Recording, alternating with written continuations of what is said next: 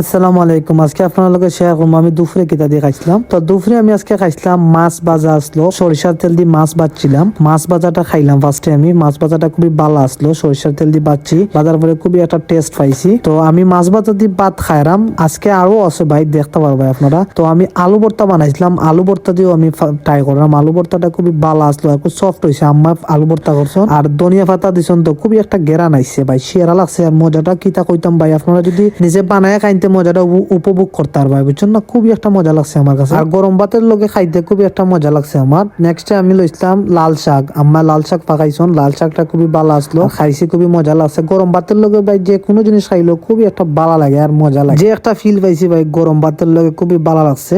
Next আসলো হইলো gas শুটকি বুনা, যেটা শুটকি বুনা আমরা কই, আমরা সিলেটি ভাষায় কই শুটকি বুনা, আর আপনারা ডিস্ট্রিক্ট কিলা কইন আমি জানতাম না, কিন্তু শুটকিটা খুবই ভালো আসলো আর খাইতেও খুবই স্বাদ লাগছে। সুন্দর করে বুনছো বলতে যেটারে বুনা কই আমরা, মানে খুবই স্বাদ লাগছে। আপনারা চাইলে গরম ভাতের লোক শুটকি বুনা দিয়ে খাইলে ভাই জিফরার পানি অটোমেটিকলি পড়বো। আমি নিজে খাইছি, আমি কইতে পারি আমার জিফরার পানি পড়তো, কিন্তু আমি তো খাইরাম, আপনারা তো দেখলাম। আপনারা কমেন্ট করে জানাইবে কোন জেলা থেকে কই। আশা করি সব ভালো থাকবা, ইনশাল্লাহ। দেখাই আগামী ব্লগ।